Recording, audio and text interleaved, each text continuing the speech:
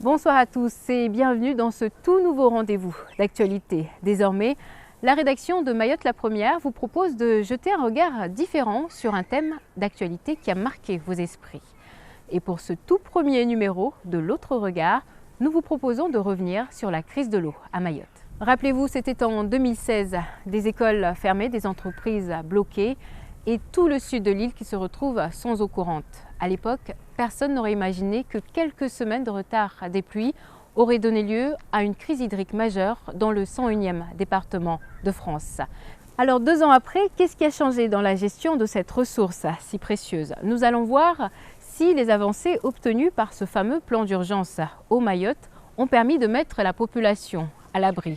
Nous verrons aussi ces initiatives citoyennes lancées par des individus qui ont décidé d'agir au lieu d'attendre la prochaine crise.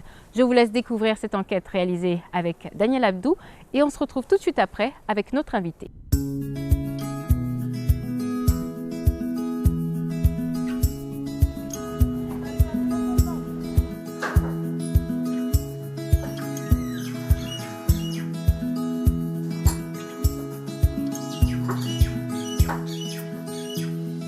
Le geste vient d'un autre temps, mais à 60 ans, Salim Bakou n'a eu aucun mal à revenir aux pratiques de son jeune âge.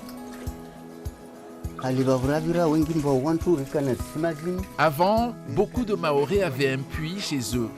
Mais à un moment, les autorités sanitaires ont commencé à nous dire de les boucher parce que cette eau n'était pas traitée. On a commencé alors à boucher tous les puits et du coup, quand la crise de l'eau est survenue, les gens n'avaient plus d'eau.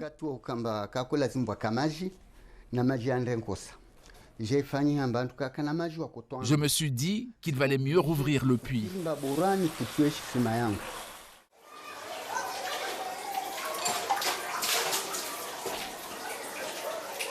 Deux ans après la crise de l'eau, le puits est toujours aussi sollicité, notamment par plusieurs familles du voisinage qui n'ont pas accès à l'eau courante. Salim a même décidé de moderniser l'installation. Pour le père de famille sans emploi, le plus difficile sera de trouver l'argent pour la tuyauterie et financer les travaux. J'ai eu alors l'idée de construire un bassin sur le toit. J'ai acheté une pompe pour remonter l'eau et la stocker, branchée au réseau de la maison. Je peux ainsi alimenter la douche, les toilettes.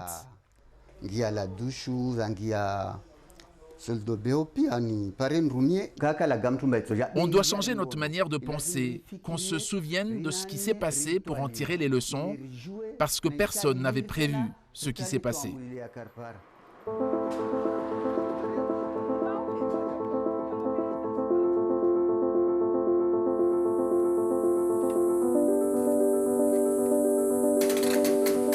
Marouf Madi a lui aussi retenu la leçon. De cette expérience, il conserve encore un souvenir douloureux.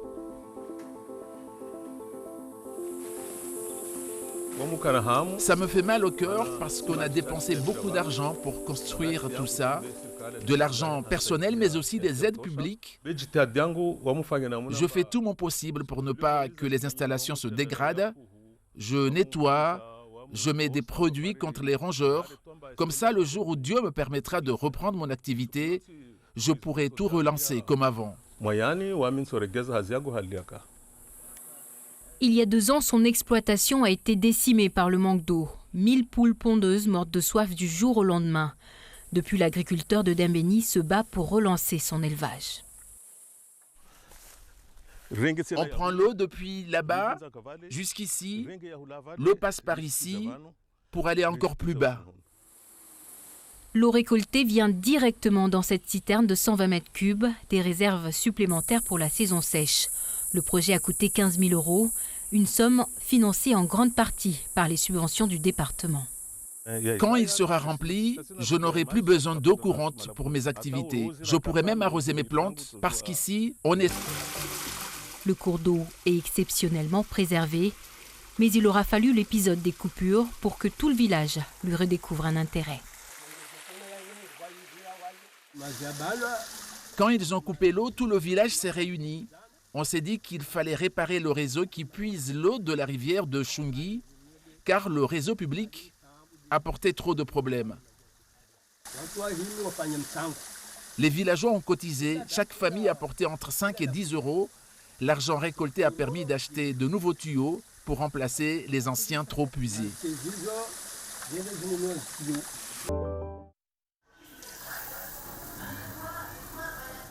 Boire, nettoyer ou encore se laver. En une journée, plus de 28 000 mètres cubes d'eau sont consommés sur l'île. Une ressource indispensable, mais de plus en plus complexe à protéger.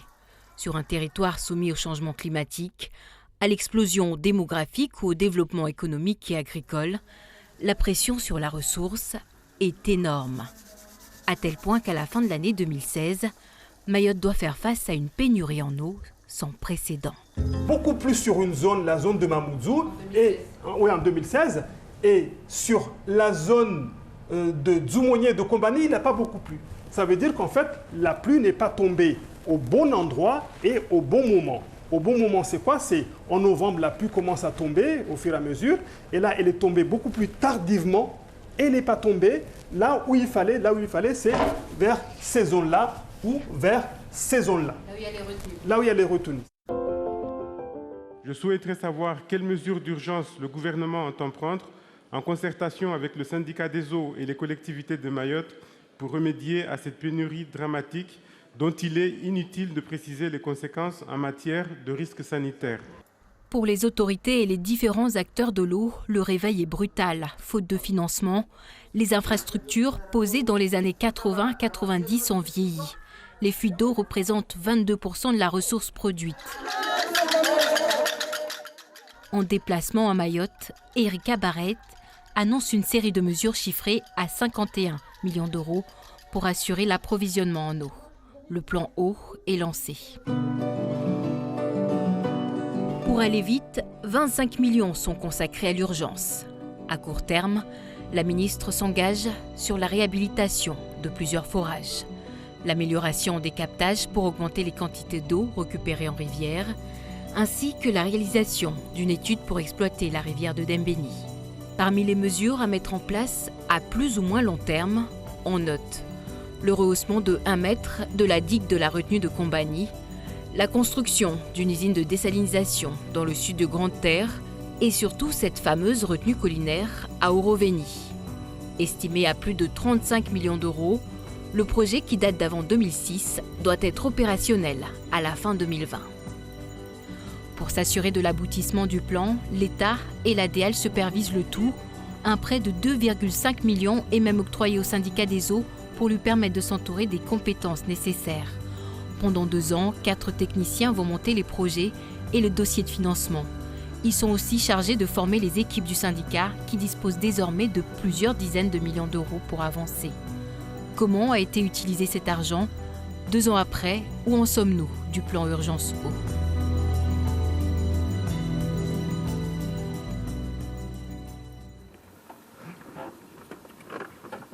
Ronan Le Goster fait partie des spécialistes recrutés grâce à ces fonds. Son travail est de suivre les projets en cours. Vous vous rappelez, ces premières mesures d'urgence qui devaient être amorcées ou terminées dès 2017. C'est lui qui va nous servir de guide. Depuis la signature du plan eau, 4 nouveaux forages ont été mis en activité et 3 captages renforcés, 2 mesures qui ont permis d'augmenter la production en eau. Autre amélioration, cette nouvelle pompe installée sur la rivière de Bouyouni. Nous sommes ici à la station de pompage de Bouyouni-Bas, à la nouvelle station de pompage, à côté de la station de pompage existante. Et cette nouvelle station de pompage qui a été inscrite au plan d'urgence au Mayotte va nous permettre, en période de forte pluie, de pomper les excédents de débit de la rivière de Bouyouni afin d'alimenter la retenue collinaire de Dzoumogné. La nouvelle stratégie du SIAM repose désormais sur l'exploitation des nappes phréatiques. Vous avez des rivières, vous avez des retenues collinaires qui ne dépendent que de la pluviométrie pour couler ou se remplir. Les forages, donc cette ressource d'eau souterraine, elle, est beaucoup moins sensible. Elle y est quand même un petit peu, mais beaucoup moins sensible à ces phénomènes de sécheresse, de sécheresse en saison des pluies, du fait de leur alimentation par des nappes phréatiques qui sont beaucoup mieux pourvues en eau. Aujourd'hui, l'eau de surface représente 70% de la ressource en eau brute dont dispose le SIAM pour alimenter ces usines. de production d'eau potable, contre 30% pour la part d'eau souterraine. Et l'ambition du SIAM est d'augmenter la part d'eau souterraine, de la passer à 40%, voire peut-être 50%. Le lendemain, nous retrouvons Ronan sur un autre chantier. La station de désalinisation prévue dans le sud a finalement vu le jour en petite terre. Tu vois, ça commence un tout petit peu à raviner, mais c'est bien d'avoir fait les trucs en travers. Pour éviter les retards liés notamment à des questions foncières et probablement pour des soucis d'économie, le choix s'est vite porté sur ce site de Petit Moya. L'eau de mer qui alimente les deux usines est captée à partir de cette plage. Quand le système est fonctionnel, on a effectivement un puits qui est alimenté en permanence par de l'eau de mer. Alors pourquoi ne pas multiplier ce type d'infrastructure à l'échelle de Mayotte. En fait, on privilégie toujours le recours aux eaux douces, qui sont moins onéreuses à potabiliser. Et c'est dès lors qu'on se trouve dans un territoire comme Petite Terre, qui est totalement dépourvu d'eau souterraine ou d'eau de surface, eh bien c'est là où on a recours au dessalement. Ce changement d'emplacement et le choix de conteneurs a permis un gain de temps et d'argent. 1 an de travaux au lieu des 3, voire 4 années, pour un coût de 8,5 millions d'euros à la place des 12 initialement prévus. La station, qui est toujours en rodage, fournira à plein régime 3000 m3 d'eau par jour, contre les 4 à 6000 m3 du premier projet. L'usine a donc été livrée dans les temps, mais pour l'heure, aucun bénéfice supplémentaire n'en est sorti, car entre-temps, l'ancienne a été touchée par un incendie. La Petite Terre, qui devrait être autonome lorsque les deux ouvrages tourneront à plein régime, continue encore de recevoir de l'eau douce en provenance de Grande Terre. Aujourd'hui, si on devait faire un premier point sur les réalisations, le bilan serait plutôt positif. Sur la dizaine d'engagements principaux mentionnés dans le plan d'urgence initial, plus de la moitié ont été réalisés ou sont en cours d'être finalisés.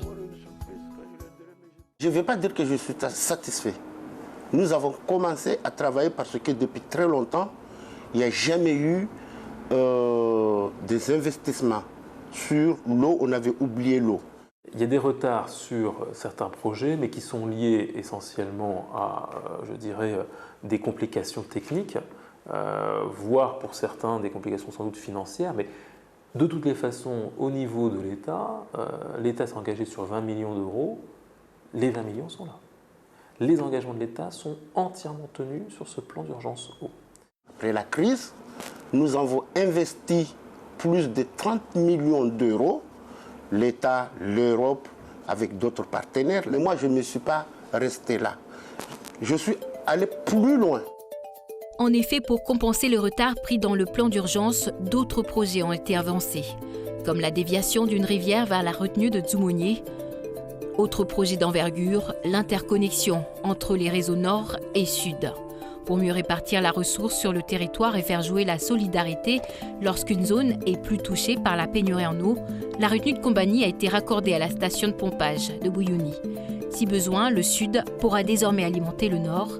Un second chantier de ce type est en cours pour envoyer l'eau de Dzoumogné vers le sud.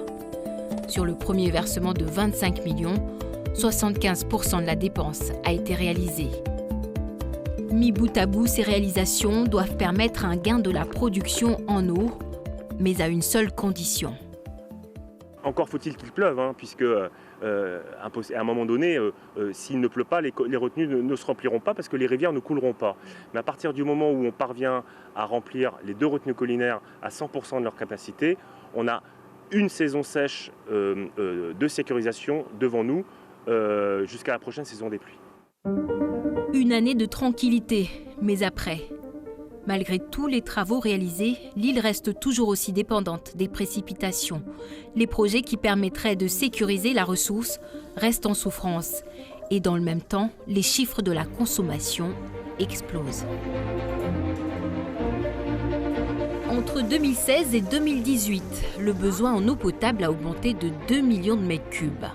L'année dernière, la consommation a atteint les 10 millions, l'équivalent de la retenue de Dzoumogné à produire en plus. Un habitant de Mayotte consomme 2 fois plus d'eau qu'un concitoyen de l'Hexagone. À l'issue de la crise de l'eau, on a noté une baisse de consommation. La mémoire était encore fraîche et donc il y avait certainement un effort de consommation, un usage raisonné, comme je l'ai dit tout à l'heure, de l'eau. Au demeurant, maintenant on est reparti sur des croissances de consommation qui sont autour de 5%, 5-6% par an de besoins en eau supplémentaires. Retenu, oui, une augmentation de la réserve, je pense, est nécessaire, dans le cadre notamment du réchauffement climatique, qu'on ne peut pas ignorer. Et si la saison des pluies devient tardive, de plus en plus tardive, il faut quand même qu'on puisse tenir plus longtemps. Mais d'ailleurs, où en est le dossier d'Orovény, cette fameuse retenue qui devait voir le jour en 2006?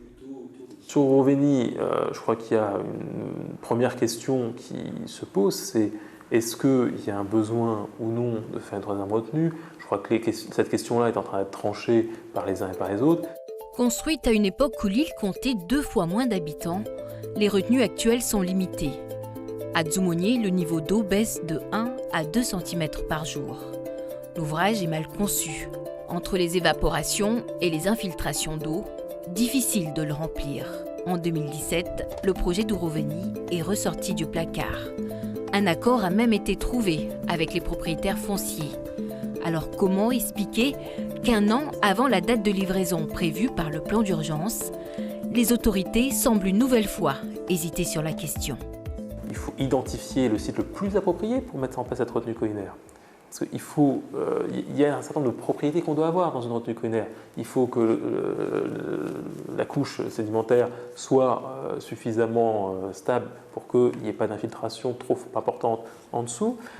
Il faut qu'on puisse effectivement identifier là où on va mettre la retenue, que cette retenue nous permette d'avoir le maximum de mètres cubes. Vous êtes en train de nous dire que ces travaux-là n'ont même pas encore été menés? Je suis en train de vous dire que tout ça, c'est des hypothèses de travail sur lesquelles il faut qu'à un moment ou à un autre, on se positionne. Notre objectif, c'est de trouver de l'eau. C'est-à-dire qu'il y a des solutions de trouver de l'eau sans ces retenues. C'est-à-dire, il y a, par exemple, on peut développer les usines de dessalement. On a encore cela. Après, on fera le choix. On a une possibilité de faire une usine de dessalement dans le nord, pratiquement à Longoni, et puis notre usine de dessalement dans le sud, vers la Pani. Si on peut avoir la capacité de l'eau avec ces 2 usines de dessalement et qui vont nous coûter moins cher que la retenue collinaire, là, pratiquement, nous choisirons la solution la moindre. Plus de 35 millions d'euros pour une retenue ou 2 usines de dessalement à moins de 20 millions d'euros, avec une augmentation des coûts de production de l'eau potable à la clé. Des tergiversations qui ne sont pas au goût des consommateurs. Au bout de 15 ans d'études, 15 ans de palabres, aujourd'hui, le délégué du ministre ou du gouvernement se pose la question de la faisabilité de la 3e retenue collinaire. Mais c'est se moquer du monde, c'est ce que je disais tout à l'heure. Ce n'est pas aujourd'hui qu'il faut se poser la question. Aujourd'hui, la FMAE ou la population mahoraise réclame des actes. Il faut rentrer dans l'action. Ce n'est pas le moment de lancer des études ou de se poser la question sur la faisabilité de la 3e retenue collinaire. Il faut la faire, cette 3e retenue collinaire. Il faut faire cette 2e usine de désalinisation. Et après, on peut peut-être voir l'avenir sous de meilleures formes. Mais pour l'instant, franchement, c'est un peu sombre. Des actes pour la protection de la ressource, les associations en attendent depuis 2 ans. Avec le plan d'urgence, les autorités se mobilisent pour augmenter la production. Une stratégie basée essentiellement sur l'espoir qu'il pleuve suffisamment. Sur le terrain, aucune trace de mesure pour préserver et pérenniser les ressources déjà menacées. La protection des rivières et des zones humides a-t-elle une nouvelle fois été négligée? Pour trouver des réponses, pas besoin d'aller bien loin. Les membres de la FMAE nous amènent directement sur des sites stratégiques. Que ce soit les captages de retenue collinaire ou les réseaux, les rivières, la ressource en eau qui est utilisée pour la consommation humaine n'est pas sécurisée. On peut le voir ici, il n'y a aucun grillage, il n'y a aucun balisage. Il y a quelques panneaux qui sont défectueux depuis un certain nombre d'années. On peut voir de l'autre côté, il y a une population qui est en train de cultiver de façon en toute impunité. En amont des retenues, le phénomène de déboisement s'amplifie. En aval, c'est une toute autre histoire. On est sur une rivière comme il existe tant sur Mayotte. Et les habitations, les gens ont construit jusque dans le nid de la rivière. Et ça, sans aucun moyen de contrôle, sans rien. Il y a des élevages à proximité des rivières, sans aucun moyen. Tout cet espace-là qui est à proximité des berges devrait être maîtrisé par le Conseil général ou une autre entité qui aurait pouvoir de police. Là où ces gens y vivent et qui sont en train de dénaturer, ce sont des terrains qui appartiennent au conseil départemental. Autant le conseil départemental prenne en responsabilité vis-à-vis de ces personnes, à travers ses services sociaux, d'occuper ces gens-là et de leur trouver un endroit, parce qu'on ne peut pas laisser ces gens-là continuer à polluer. Une eau boueuse polluée par les fosses septiques du quartier et les produits chimiques utilisés pour laver le linge. La même eau est captée quelques kilomètres plus bas par l'usine de Roveni, pour finir dans les robinets des habitants du sud de l'île. La protection des ressources préoccupe même le Conseil économique et social, mais leurs alertes sont jusqu'ici restées sans suite. La réalité aujourd'hui, elle est assez inquiétante, voire même très inquiétante, puisque nous avons connu à l'échelle de la vie humaine, on s'est rendu compte que beaucoup de rivières à Mayotte se sont asséchées. Se sont asséchées pourquoi? Parce que nous n'avons pas été en capacité de préserver les cours d'eau. Les préserver, aujourd'hui on constate, il suffit de faire une vue aérienne des différents cours d'eau de Mayotte, on a, dans bien d'endroits, on a déforesté. Donc on peut s'attendre à ce que beaucoup de cours d'eau puissent demain s'assécher comme d'autres sont asséchés. Si on n'est pas en capacité de préserver la ressource, on aura du mal à avoir de l'eau pour remplir ces réservoirs. Si on n'arrive pas à assurer une couverture végétale suffisante de Mayotte, même la ressource souterraine va diminuer. Les retenues collinaires, les nappes phréatiques et même ces puits très à la mode au sein de la population sont dépendants de ces rivières. Alors pourquoi ne sont-elles pas mieux protégées? Que font les autorités chargées de la gestion de ces ressources? Depuis 2 ans, quelques actions sporadiques en vue de sensibiliser la population sur ces questions ont été menées. Une substitut du procureur spécialement dédiée aux questions environnementales a même été nommée. Mais pour l'heure, ces mesures restent inefficaces, faute de financement et d'effectifs suffisants. Et malgré la rallonge de 140 millions d'euros obtenus pour l'eau et l'assainissement, avec la signature du contrat de progrès en 2018, pour les associations, ces fonds ne sont pas à la hauteur des enjeux. Il y a des problèmes partout sur l'infrastructure globale de la distribution en eau sur Mayotte, que ce soit au niveau du stockage ou au niveau des réseaux d'adduction. Tout est à refaire. Et moi, en tant que maire, je ne peux pas dire que je ne suis pas responsable de la situation, dans la mesure où j'entends qu'il y a un problème, je ne fais rien, je ne dis rien. Une histoire de copinage sur des investissements qu'il faudrait réaliser dans les communes, tout le monde est responsable. Aussi bien les maires sont responsables sur cette situation, mais aussi, il y a aussi l'État. Face à une démographie galopante et aux enjeux environnementaux, le plan d'urgence eau qui devait permettre de rattraper un retard considérable en matière d'investissement s'avère déjà obsolète. L'urgence aujourd'hui nécessite que tous les acteurs de l'eau assument pleinement leurs responsabilités. À défaut, les Mahorais n'auront d'autre alternative que prier toujours plus pour que la météo leur soit clémente.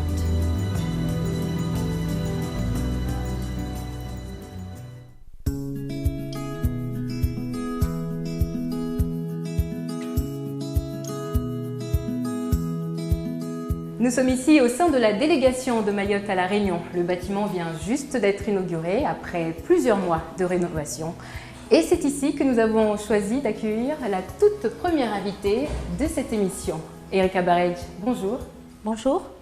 Alors merci de nous accorder cet entretien. Je rappelle que vous êtes actuellement députée de la première circonscription de La Réunion, auparavant secrétaire d'État chargé de l'égalité réelle, puis ministre de l'Outre-mer. Alors, première question, Tout comme nos téléspectateurs, vous venez de découvrir ce magazine sur l'eau à Mayotte 2 ans après. Vous voyez l'avancement de ce projet, de ce plan eau que vous avez mis en place. Est-ce que vous êtes satisfait de ce que vous avez pu voir aujourd'hui? Sur certains aspects, effectivement, je suis satisfaite parce que je vois que sur les forages, sur l'usine de traitement des eaux salées, ça a avancé.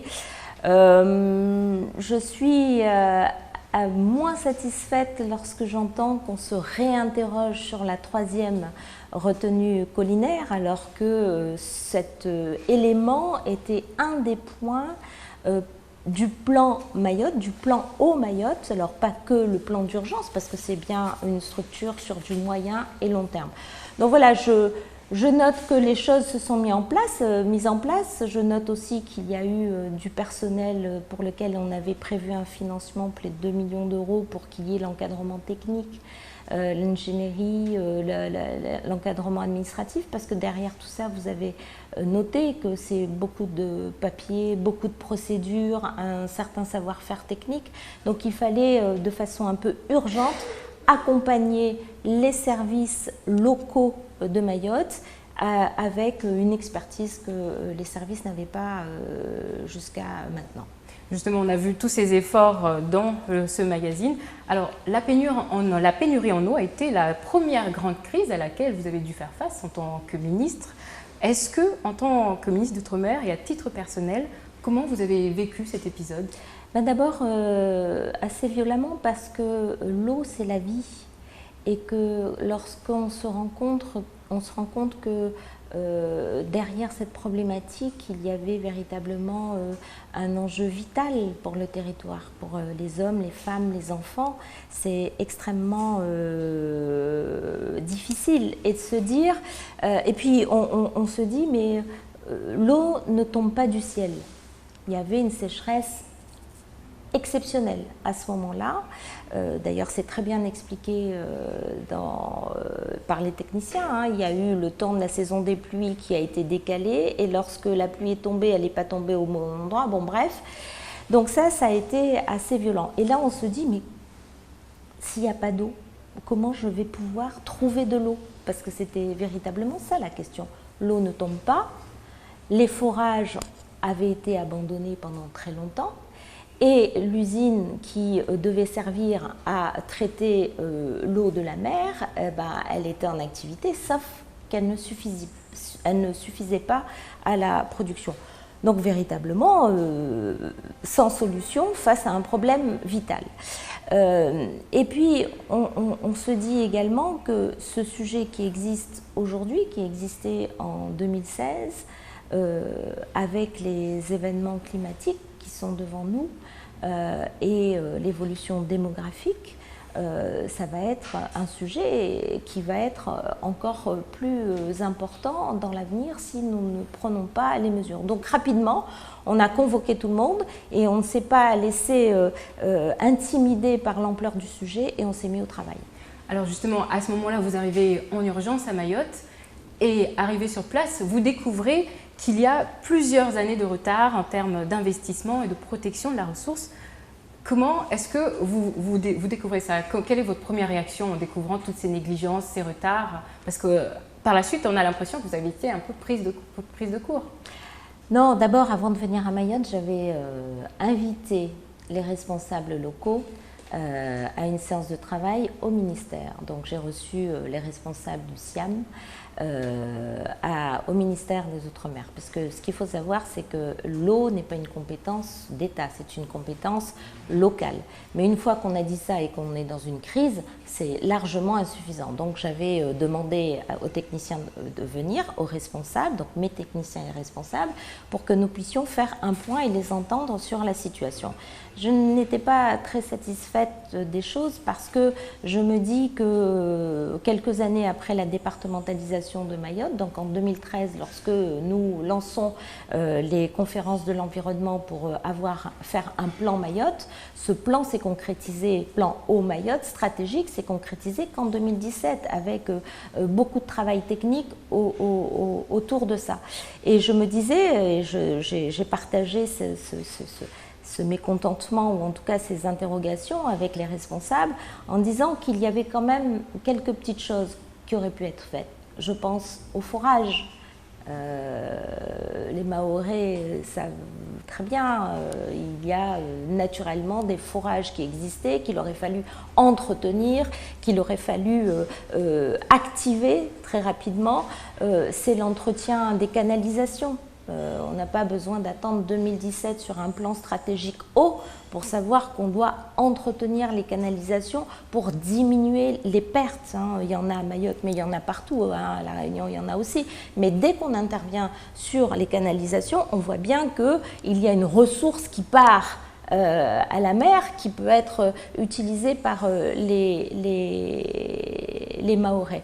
Donc voilà, et après je suis venue à Mayotte en ayant fait cette discussion avec les responsables, en ayant pris des décisions. Les décisions ont été celles que vous connaissez, usine pour traiter l'eau de mer, faire l'interconnexion des retenues entre le nord et le sud, parce que j'avais noté lors de la crise qu'il manquait cette solidarité entre une retenue et une autre. Donc j'ai mis sur le fonds exceptionnel d'investissement 3 millions d'euros pour aider le syndicat pour faire ces travaux. Bref, j'ai rajouté au plan de 51 millions 6 millions sur du fonds exceptionnel d'investissement qui n'était pas prévu pour ça, pour accélérer les choses et avoir des solutions très concrètes rapidement. Justement, parmi ces mesures, est-ce qu'elles étaient toutes réalisables parmi les mesures de ce plan? Alors, toutes étaient réalisables, sauf que dans l'urgence, et quand je vous dis pas d'eau du ciel, pas d'usine pour traiter l'eau de la mer, si la crise continuait et si l'eau ne tombait absolument pas, il fallait quand même trouver un plan B. Il fallait trouver une solution pour qu'on reçoive de l'eau de l'extérieur qui vienne à Mayotte. On avait deux pistes. On avait la piste des fameux tankers, mais c'était vraiment un plan B sur une situation qui ne trouvait pas de solution. Donc il fallait quand même que je réfléchisse au pire du pire. Je ne pouvais pas laisser la situation comme ça. Donc il y avait les tankers et on avait deux pistes. On avait la piste de venir chercher de l'eau à La Réunion, parce que vous savez que dans certains endroits, il y a de l'eau, un surplus d'eau qui repart à la mer, et on s'est dit on va récupérer ça. Sauf que là aussi, il fallait des canalisations, vous savez, on est en pleine mer, donc vraiment une instabilité des bateaux, des travaux incroyables, donc très très cher. Et on avait une autre piste qui était de dire qu'on faisait venir de l'eau de Marseille, de l'Hexagone, donc des tankers d'Hexagone qui viendraient amener de l'eau aux Mahorais. Donc vous voyez, il y a des choses qui se sont percutées, plusieurs choses en même temps. Le plan moyen-long terme pour Eau Mayotte qu'on avait conclu en 2017 avec des financements européens, États, locaux, l'AFD, la Caisse de dépôt, etc. Donc tout ça a été ficelé. La crise intervient en 2016, il faut trouver des solutions de moyen terme en n'ayant aucun outil technique, donc il fallait tout créer. Et enfin se dire, si on n'arrive pas à tout ça, au pire du pire, qu'est-ce que je vais faire? Eh bien, je vais chercher des tankers. Donc on l'a présenté au Conseil des ministres, cette solution qui coûtait très très cher, mais il était hors de question que je regarde les choses se faire en disant, on n'a pas de solution, on mourrait de soif. C'était absolument impensable, inimaginable. Alors, si je comprends bien, cette solution du tanker a été abandonnée parce qu'elle coûtait trop cher. Alors, ça veut dire qu'aujourd'hui, il n'y a toujours pas de plan B si jamais un tel événement venait à se reproduire. Est-ce qu'on vous a parlé d'autres alternatives qui seraient plus réalisables? Non. Aujourd'hui, s'il existe un cas de figure tel que celui-là, c'est-à-dire que, les travaux qui sont prévus, forage, usine pour dessaler l'eau, je vois que ça avance bien et ce qu'on avait prévu est en route. Il nous faut la troisième retenue collinaire. Il faut maîtriser la consommation de l'eau et il faut faire en plus les travaux sur le réseau d'eau. Voilà les 5 actions qui permettront demain d'être au rendez-vous de l'eau. Si il existe une situation catastrophique, elle touchera Mayotte, elle touchera La Réunion, elle touchera beaucoup de pays. Ça veut dire que les effets du réchauffement climatique feront que aucune goutte d'eau du ciel plus d'eau en souterrain et la mer, les usines pour dessaler insuffisantes. C'est une situation ultra catastrophique qui touchera pas les Mahorais, qui touchera l'ensemble des îles de l'océan Indien. Et véritablement, moi je crois qu'il faut qu'on réfléchisse à ça. L'eau est vitale. L'eau est une ressource qui existe au gré de ce que veut la nature. Et s'il y a du déboisement, s'il n'y a pas de précaution pour protéger la ressource, il n'y aura pas de plan B, de tanker ou tout ce que vous voulez. Tout ça est vraiment d'une extrême urgence, mais n'est pas une solution. Un tanker n'est pas une solution. Alors, plusieurs mesures de ce plan consistent à financer des études, des prospections. Pourquoi s'être limité à des études alors que, vous le voyez aujourd'hui, l'évolution démographique demande des plans en urgence, des nouveaux forages en urgence. Pourquoi ne pas avoir dimensionné ce plan eau dès le départ pour tenir compte de cette évolution démographique? Mais il est dimensionné pour ça. Le plan eau est dimensionné pour ça. Le plan eau, je le répète, n'a pas été arrêté par la ministre des Outre-mer à Paris dans son bureau. Le plan eau a été arrêté après une mission interministérielle, après 2 séances de travail avec les responsables locaux, la première n'ayant pas abouti à un accord parce que le plan ne correspondait pas à ce que le territoire souhaitait, et la deuxième réunion a conclu à un accord avec les autorités locales sur toutes les mesures court, moyen et long terme, dont la 3e retenue collinaire, dont les forages, dont le traitement des eaux de mer et l'interconnexion entre les 2 retenues collinaires. Donc le plan eau qui a été mis en place est un accord du territoire avec l'État et des financements qui sont des financements également européens. Et c'est dimensionné, en tout cas, tel que voulu par les responsables locaux et l'État. Dimensionné pour combien d'années d'approvisionnement sûr? Alors, c'est un plan qui se déroule sur les 5 prochaines années. Encore une fois, je pense qu'il doit véritablement s'accompagner d'une maîtrise de la consommation. Quand on n'a pas beaucoup d'eau, mais je le dis, c'est pas Mayotte, hein, et partout, quand on n'a pas beaucoup d'eau et quand l'eau sert à vivre, je pense qu'il n'est pas utile de nettoyer sa voiture avec de l'eau potable. Je pense que ce n'est pas utile. Je pense que l'eau potable doit servir à la vie et que la voiture attendra s'il y a un problème d'eau sur les territoires. Donc voilà, très clairement, tout a été arrêté. Une circulaire avait été prise en 2016 pour dire au préfet « allez-y, mettez en œuvre les choses ». Et le plan stratégique est prêt pour une contractualisation qui est mis en œuvre aujourd'hui par le gouvernement. La contractualisation démarrée dès mi-2017 après le changement de gouvernement. Donc vous nous dites 5 années, dimensionnées pour 5 années d'approvisionnement sûr. Il a été signé en 2017, aujourd'hui nous sommes en 2019, la retenue n'est pas faite, les forages ne sont pas encore faits, donc ça veut dire que d'ici 3 ans, il sera déjà dépassé, alors qu'une retenue collinaire, ça prend quasiment 3 ans pour être construite. C'est pour ça que je vous pose la question. Mais je ne peux que le regretter. Donc ça veut dire que moi, je ne suis pas au moment où tous les travaux seront réalisés, le plan sera déjà dépassé dans ce cas-là.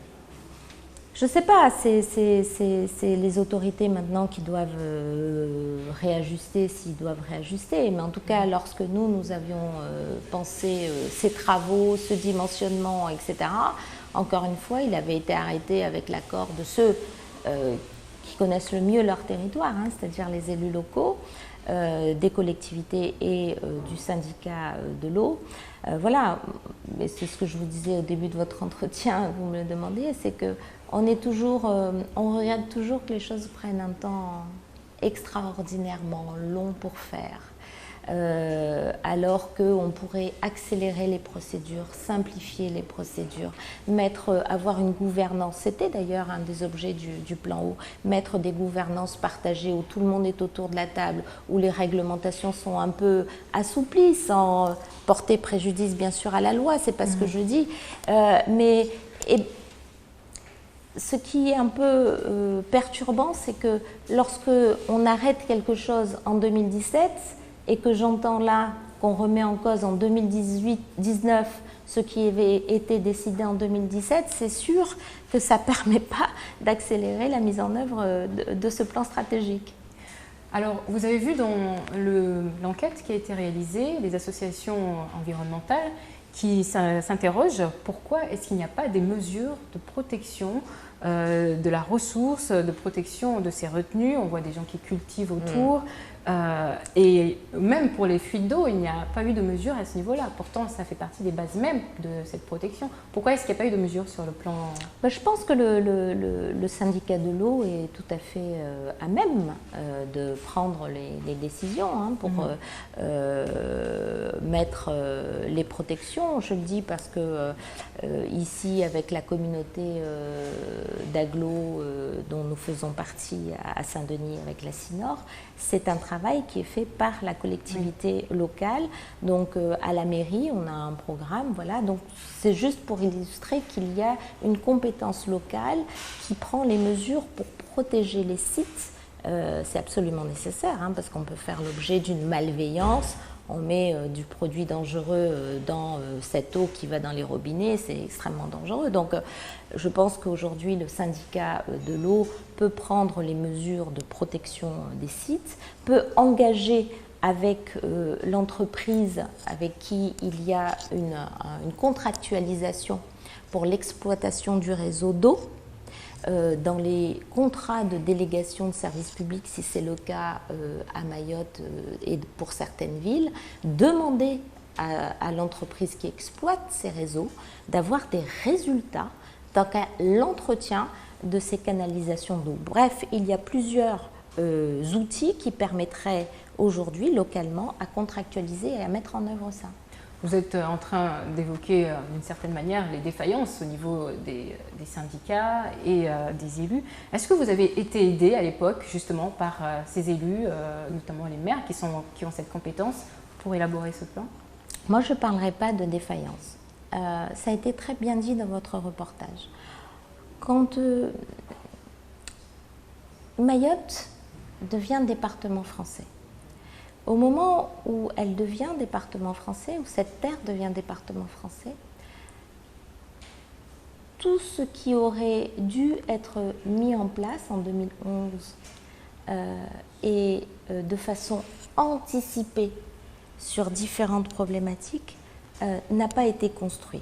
C'est un fait. Lorsque nous arrivons en 2012, nous prenons différents sujets et nous posons une mise en commun entre le local et le national, parce qu'il est hors de question de dire de Paris, voilà, vous allez faire comme ci pour l'éducation, comme ça pour la santé, comme ça. C'est pas possible ça. Donc on met autour de la table les responsables et l'État et on dit, regardons comment on peut construire des stratégies, que ce soit sur l'eau, l'éducation, etc. Tout était à construire. Tout est à construire. Les élus ont fait ce qu'ils avaient à faire avant la départementalisation. Après la départementalisation, d'autres règles, d'autres obligations, mais pas forcément les moyens à la hauteur de leurs responsabilités. Et lorsque nous attelons à des sujets comme l'eau, ce n'est pas du court terme. Ça prend des années, 5 ans, 10 ans, 15 ans, 20 ans. À La Réunion, ça a pris de très nombreuses années. Et aujourd'hui, c'est encore perfectible. Et aujourd'hui, nous avons encore des villes où il n'y a pas d'eau potable, tout le temps, au robinet, en 2019. Donc vous voyez qu'on est sur du long terme. Donc moi, je ne jette la pierre à personne. Ce que je dis, c'est qu'il faut dire la vérité. Il faut dire les choses. Il faut prendre ses responsabilités. Et surtout, il faut travailler en commun. Parce qu'on est tous responsables de l'eau. les élus, quel que soit leur poste, l'État, quel que soit son poste, mais aussi le citoyen. Le citoyen doit veiller à ne pas jeter l'eau. Sans eau, on meurt. On peut passer quelques jours, quelques semaines sans manger. Mais sans eau, c'est impossible. Donc nous sommes tous garants de cette précieuse ressource qu'est l'eau. Je vais vous poser cette question parce qu'aujourd'hui et régulièrement, on entend parler du manque d'ingénierie, d'attractivité, des spécialistes financiers pour monter les dossiers. À Mayotte, l'école reste trop en retard pour fournir des compétences suffisantes pour gérer ce type de dossier. Mais avec votre plan, vous avez démontré que quand l'État voulait agir, il était capable de mobiliser et faire avancer les choses assez rapidement. Alors pourquoi est-ce qu'on a l'impression qu'il faut une crise à chaque fois pour que l'État fasse ce travail? Non, je pense que, moi, mon état d'esprit, parce que je suis un peu mahoraise aussi, hein. Je suis de l'océan Indien, on est ensemble. Je ne suis pas une Parisienne, moi je suis de là. Et j'ai le même sentiment d'ultramarine que nous tous. C'est quand il y a une crise, on a l'impression que tout se débloque. C'est un peu vrai, c'est un peu vrai. Mais aujourd'hui, il y a tous les outils pour faire. Et il y avait depuis 2017 tous les outils. Il y avait du financement pour accompagner l'ingénierie. D'ailleurs, il y a eu des recrutements qui ont été faits. Il y avait des prêts qui avaient été prévus avec l'AFD. Eh bien, j'ai l'impression que là où ça bloque, c'est une espèce de piétinement. Je le vois, moi, en tant que députée, sur beaucoup de sujets. Je l'ai vu quand j'étais ministre.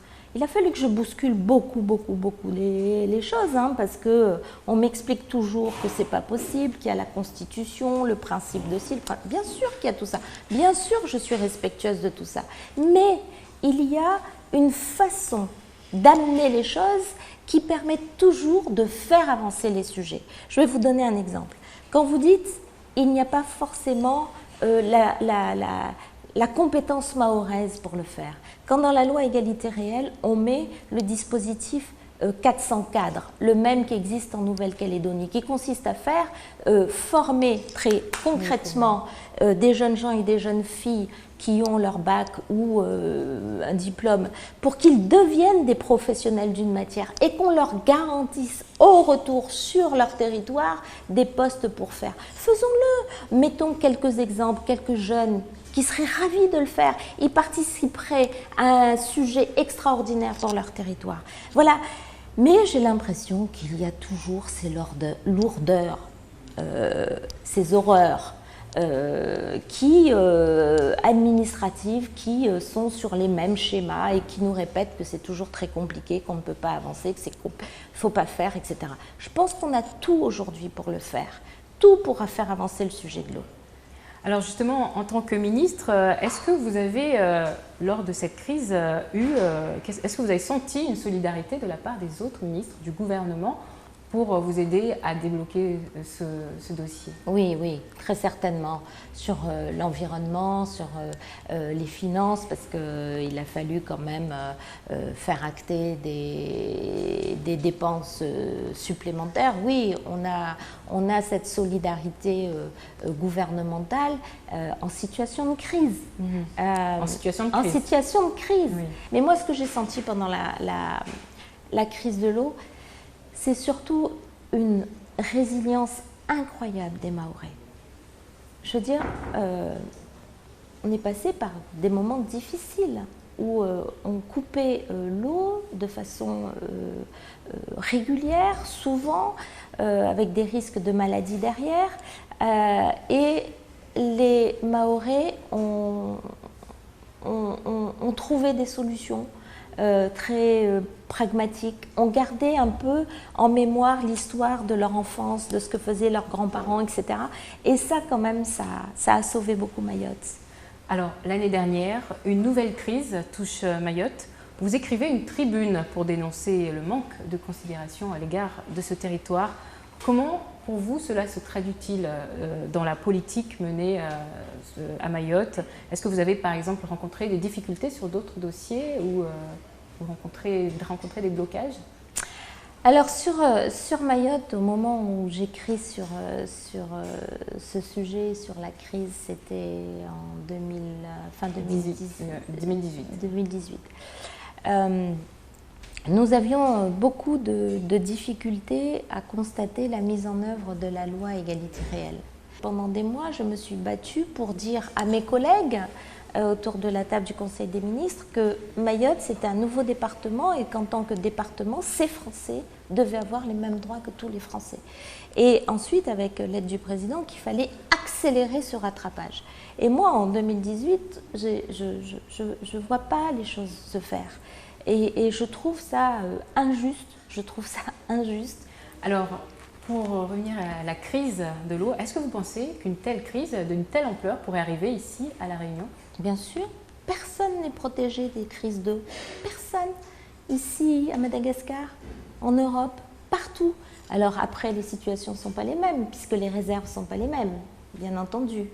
Sauf qu'il y a des réserves, il y a une population qui évolue. Également chez nous, on sera 1 million. Mais les effets migratoires, les changements de pays, ça se voit dans le monde entier. Pourquoi on serait protégé de ça? Donc on peut avoir un effet démographique qui peut évoluer. D'ailleurs, il y a des études qui montrent que dans le bassin océan Indien, il peut y avoir des effets migratoires très importants. Donc 1 million d'habitants, une pluie qui deviendra plus rare avec le réchauffement climatique si on ne change pas nos comportements, on ne préserve pas la nature, c'est possible. Beaucoup de voitures, des boisements, etc. pourraient faire ça. Donc on assèche ou on diminue la réserve, on augmente le besoin, on ne contrôle pas sa consommation. Ça peut arriver à La Réunion comme ça peut arriver partout. Ce qui se passe actuellement en Mayotte, et si c'était le cas alors ici à La Réunion, est-ce que vous pensez qu'elle serait gérée de la même manière, aussi bien au niveau du gouvernement qu'au niveau local? Alors ça, c'est difficile à dire parce que je ne suis pas aux affaires, donc je ne peux pas parler pour la ministre ou les ministres des Outre-mer. Je peux parler pour localement. Localement, il y a eu quand même, sur un temps qui est plus long que celui qui avait été attribué à Mayotte, puisque nous, on travaille sur l'eau depuis de très nombreuses années, donc il y a quand même des infrastructures qui existent à La Réunion qui n'existent pas encore à Mayotte. Il y a des travaux sur les canalisations, etc. Donc je pense qu'on a des outils qui existent à La Réunion qui nous permettraient peut-être, sans doute, je l'espère, et des élus qui connaissent un peu la pratique du sujet, puisque ça fait un moment qu'ils gèrent ça, les outils, la connaissance et quelques techniciens qui sont sur les territoires feraient que nous saurions localement, en tout cas je l'espère, mieux maîtriser l'environnement d'une crise. Alors, dernière question, Madame Baredj, le département de Mayotte et la région Réunion viennent de signer des engagements pour une meilleure coopération dans le cadre de la France de l'océan Indien. Est-ce que vous pensez qu'à l'avenir, il y aura plus de solidarité entre les deux îles, Mayotte et La Réunion, notamment en cas d'une crise similaire? C'est tout le mal que je peux nous souhaiter. Nous sommes les deux seuls départements, régions ultra-périphériques de ce bassin océan Indien. Nous sommes des sœurs, nous sommes des îles sœurs. Nous faisons partie de la même République. Nous bénéficions d'une solidarité nationale et nous devons absolument amplifier la solidarité des Français du bassin océan Indien. Je pense que c'est un beau projet qu'il faut absolument faire grandir. Moi, je suis soucieuse de la solidarité des peuples, du monde entier. Je pense que face à la guerre, face à dérèglement climatique, absence de l'eau, perte des surfaces pour se nourrir, violence extrême, extrémisme, racisme. Nous avons le devoir de développer des valeurs humanistes. Et nous sommes des îles françaises qui sommes porteuses de ces valeurs humanistes. Alors à nous de le faire. Je trouve que c'est un très très beau projet et c'est comme ça que nous allons grandir ensemble. Elka Baredj, merci d'avoir bien accepté de venir répondre à mes questions. Plaisir était pour moi. Et on espère peut-être vous voir très bientôt à Mayotte. Oui, en vacances. D'accord, à très bientôt. À bientôt. Voilà, cette émission touche à sa fin. Vous avez pu voir ces réponses de Madame Baredj sur la crise de l'eau. Alors, ce rendez-vous, vous le retrouverez désormais chaque mois. Et je vous donne rendez-vous donc pour un prochain numéro avec un autre thème. D'ici là, je vous dis à très bientôt à Mayotte cette fois-ci. À très bientôt sur La Première.